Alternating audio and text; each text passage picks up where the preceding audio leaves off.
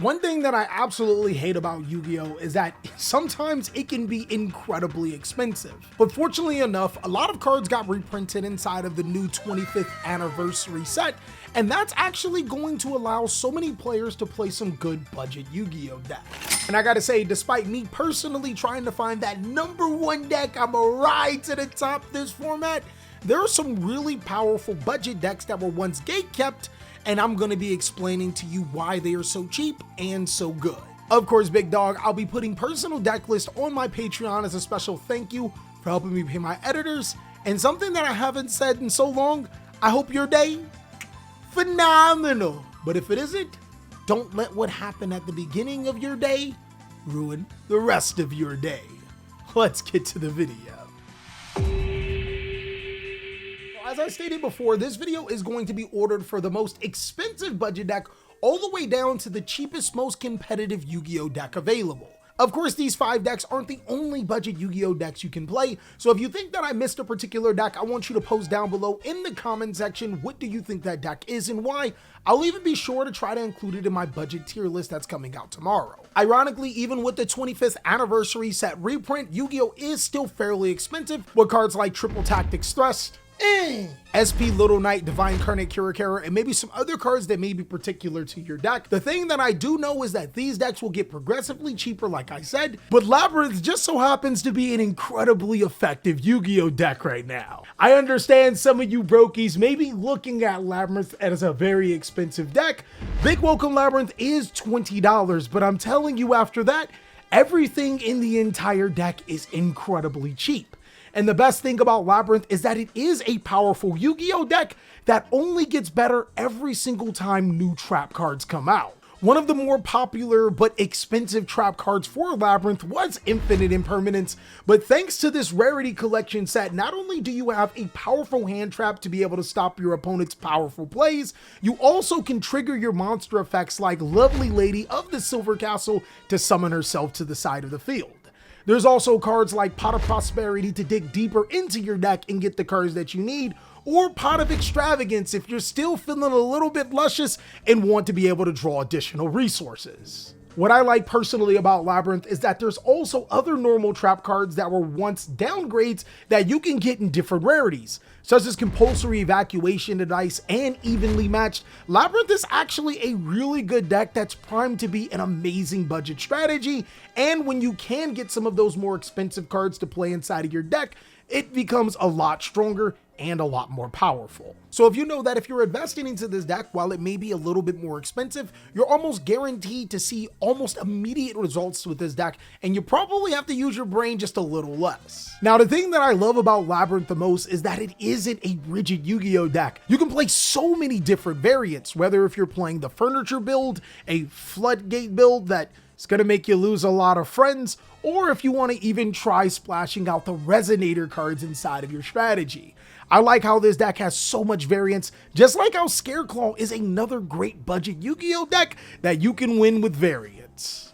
The adventure cards were once very expensive, hard to get Yu-Gi-Oh! Cards, but they were just reprinted this year. And again, between OTS Pack, Battles of Legends, Monster Revenge, and every other reprint that it's had in between, the Adventure Engine is really cheap now and can be successfully integrated into Scareclaw for budget players, but that's not the only reason why this deck is really good right now. Scareclaw is one of the few strategies on this top 5 video that got support in Age of Overlord. The new Visas Samsara monster actually opens up so many opportunities for the Scareclaw deck.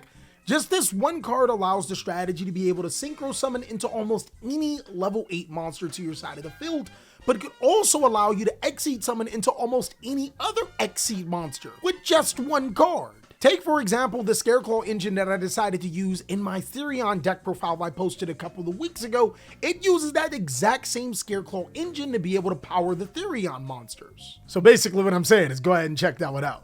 Views is low, but I know you can change that. But back to Scareclaw, the reason why I have it so high on my list is because the benefit of Samsara also comes with drawbacks. Visa Samsara may not be a terribly expensive card to some players, but Vicious Astrolabe is pretty expensive now that players have realized that Samsara is a one-card combo. Looking at the price tag for Astrolabe, this could be a little off-putting for some, but the benefit of this is that Scareclaw can be played in so many different variants, you don't necessarily need the Visas engine to start off, which is why I like the variables of this deck making it cheaper or making it a little bit expensive, but always pretty much still budget.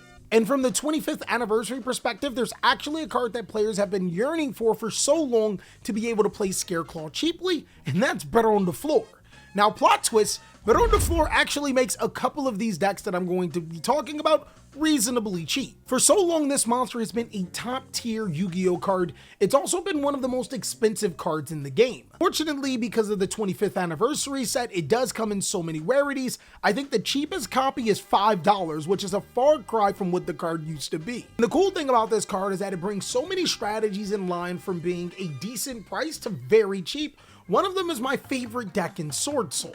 Now, interesting enough, the Sword Soul Iris is also another card that was reprinted inside of the 25th anniversary set, which I think is really weird because it just got a reprint in Magnificent Mavens as well. This makes Sword Soul Iris the most printed and also the most non-played Sword Soul card, but I don't care, I'm gonna buy up every single one that I see because Dama is always mama to me.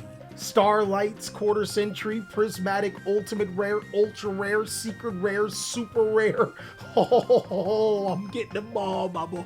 I think all Yu-Gi-Oh players can agree when I said the only thing that kept Sword Soul to the moderately expensive player and not the super budget player was that copy of Better on the Floor. But now with it being under $5, Sword Soul is actually so cheap that not a single other card is over $5 either. Overall, outside of other expensive Yu-Gi-Oh staples that you may want to play inside Sword Soul, it could be an incredibly cheap deck, just like how Pendulum is also ironically incredibly cheap now too. Pendulum was actually that other strategy that got support in Age of Overlord, and the new Supreme King Gate cards are actually really good right now. Supreme King Gate Magician and Wings of Light give the deck more flexibility, and cards like Exceed the Pendulum technically allow it to pendulum summon another time. Personally, I'm really loving what Age of Overlord does for pendulums, and if I decided to use these cards in a particular route right now, I'd probably go for Pendulum Magician. To me, there's just something really powerful about cards like Harmonizing Magician, allowing you to be able to summon any magician from your deck,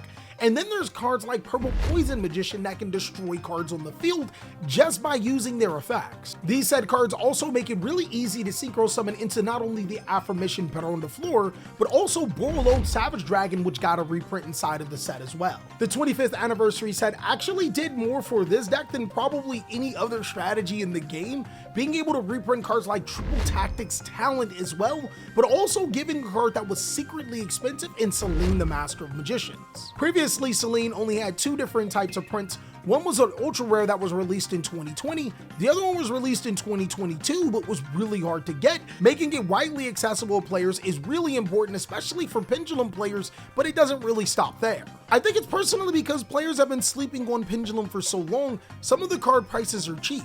If you look at cards like Purple Poison Magician that I mentioned before, this is a card that is actually really good. It only has one print. I'm not saying I think Pendulums will take Yu-Gi-Oh by storm. I'm saying that ironically there are some really cheap Yu-Gi-Oh cards that make this deck incredibly cheap right now, but may not be cheap in the future, especially if they don't receive any reprints anytime soon.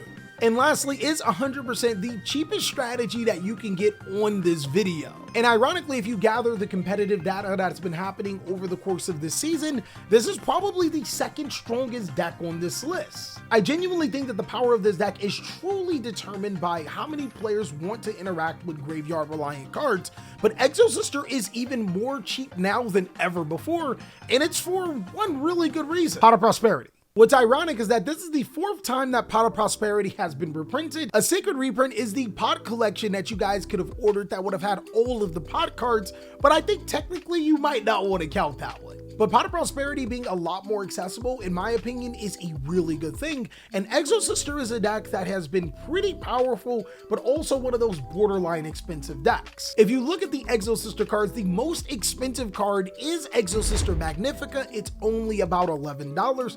Everything else is incredibly cheap. So if you were a player that wanted to build Exosister before, you got everything for ridiculously cheap, and then you had to bite the bullet on Pot of Prosperity. That is no longer the case anymore.